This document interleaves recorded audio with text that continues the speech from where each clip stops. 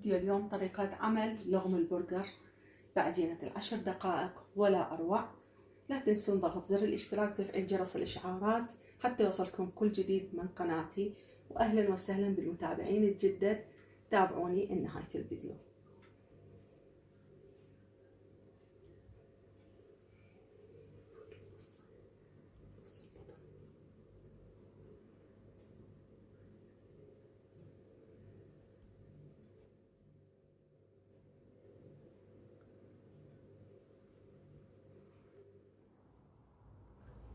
السلام عليكم ورحمة الله وبركاته، وياكم أختكم أم هيثم من قناة مطبخ الحبايب. شلونكم أعزائي المتابعين خواتي العزيزات؟ وفيديو اليوم طريقة عمل لغم البرجر بناء على طلب المتابعات، وأنا آسفة جدا جدا هواي تأخرت على طلبهم، وإن شاء الله اليوم نقدم لغم البرجر بأحسن طريقة وأطيب وألذ طعم. شو مكونات لغم البرجر؟ عندي هنا عجينة ال10 دقائق، ان شاء الله انزلها بقناتي باذن الله، بعدني ما منزلتها. عجينه ال10 دقائق. عندي هنا البرجر انا مسويته بقناتي، اذا تريدون رجعوا على الفيديو الموجود بقناتي طريقه عمل البرجر، انا طلعته جاهز حتى اختصر من الفيديو. عندي هنا فلفل اخضر، فلفل احمر، اي شيء تحبون، اي خضار تضيفوا لها، كل ما تضيفوا لها خضار تضيف نكهه وطعم اطيب. عندي بصل هنا مقطعته شرائح، طماطم قطعتها شرائح، مشوحتهن تشويح فقط بماكينة التوست اللي نفسها شويت بيها انا البرجر وشويت بيها الفلفل والبصل. تشوحتهن تشويح بالشوايه فقط، درت لها شويه دهنتهن بزيت الزيتون وان شاء الله الصور راح تظهر عندكم. والبطاطا عندي هنا مقليتها ومجهزتها بهالشكل. الصلصات اللي راح اضيفها مايونيز، كاتشب، راح ما نضيف كمية هواية، بس راح اضيف لها نكهة جدا رائعة ويصير صوص كلش لذيذ.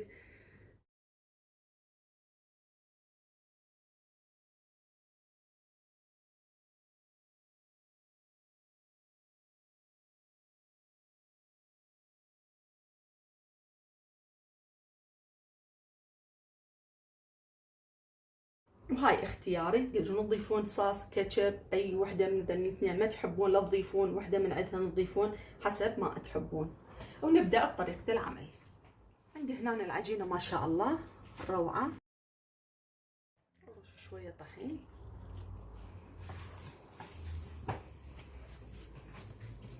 فرغ الهواء من عندها.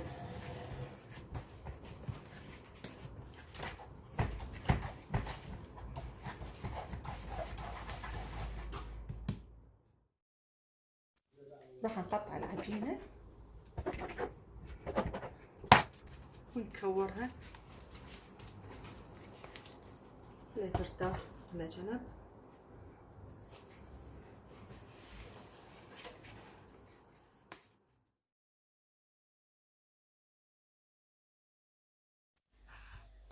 بالنسبة للي ما عندها سيليفون راح ادهن الطاسة بالزيت بهالشكل حتى من انزل عليها العجينة ما تلتصق.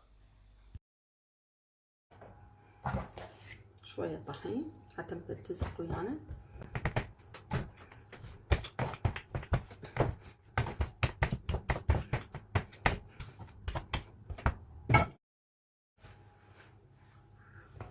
راح نفرش العجينة بالطاسة بهالشكل.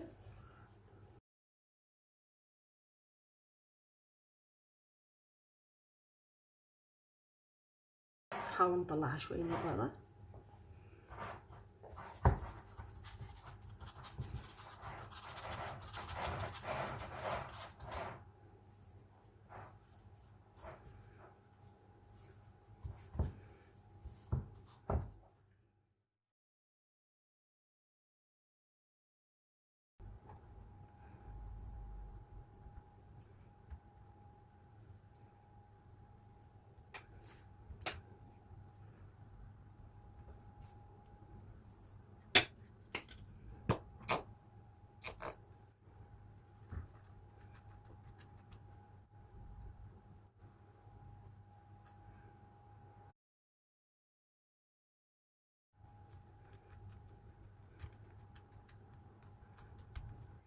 حاول نضغط عليها شوية حتى تنملي كل الفراغات. أضيف له شوية مايونيز.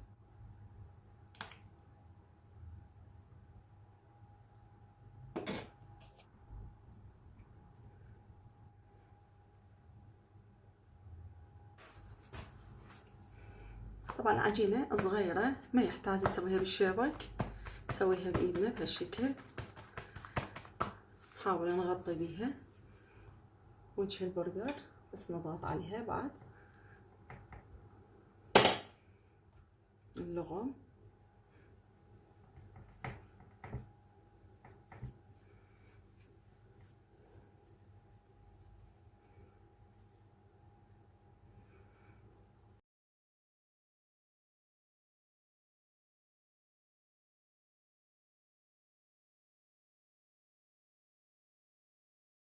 راح نقرصها بأصابعنا حتى نغلق أي صوص ما يطلع.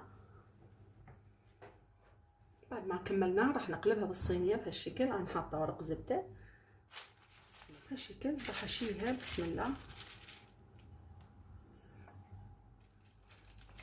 بس نضغط على الأطراف حتى ما تنفتح ويانا. الضغط على الأطراف مهم حتى ما تنزل لا الصلصة ولا أي سوائل.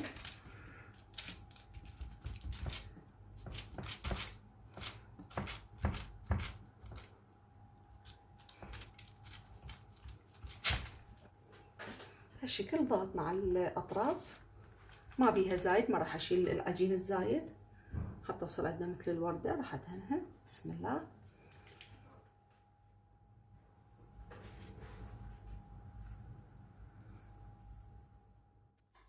وراح نسوي واحدة ثانية وغلفتها بالسيليفون حتى تسهل علينا من نقلبها. عندي العجينة فرشتها بإيدي ما تحتاج شبك هالشكل. نحاول ما نخففها زايد.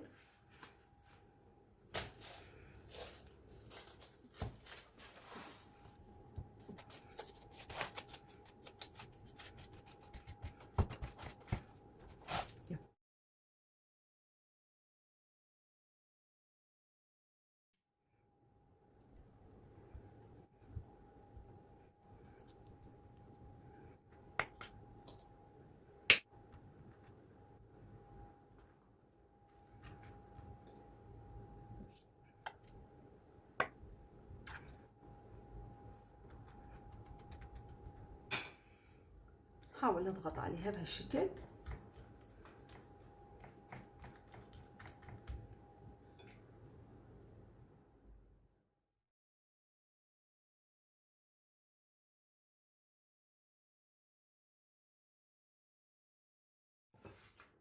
طبعا هاي الصينية الشاوية بيها وجبة أولى.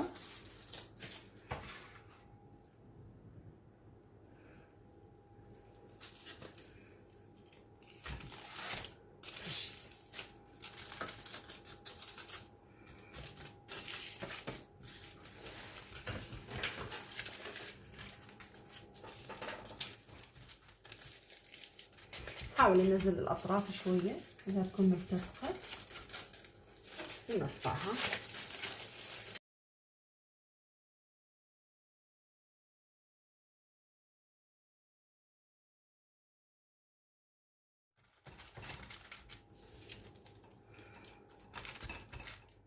نعدل الأطراف شوية.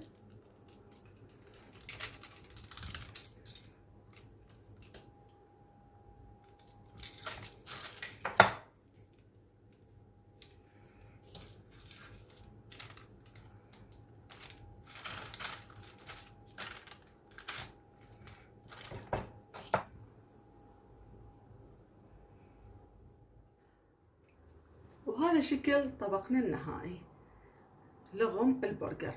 طبعا رائع رائع جدا، انصحكم بتجربته. طبق صح شوية متعب بس يستحق التعب ويستحق النكهة الحلوة. نشوف شكله من الداخل بسم الله.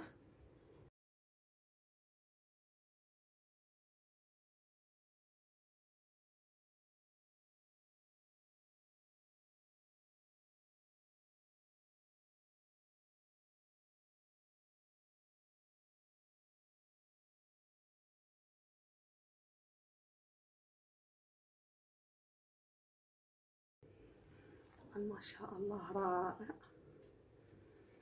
هذا شكله من الداخل، شي راقي راقي جدا، انصحكم بتجربته. هذا شكله من الداخل، العجينة روعة وهشة باعتبار صارت سندويشة كاملة. إن شاء الله فيديو اليوم نال إعجابكم، لا تنسوني من الدعم والمشاركة وتعليقاتكم الحلوة، واللي ما مشارك خليه يضغط زر الاشتراك ويفعل الجرس وشير مع الأهل والأصدقاء. لغم البرجر يستحق التجربة، أتمنى كلكم تجربوا تقولوا لي شنو رأيكم، وسهامكم العافية.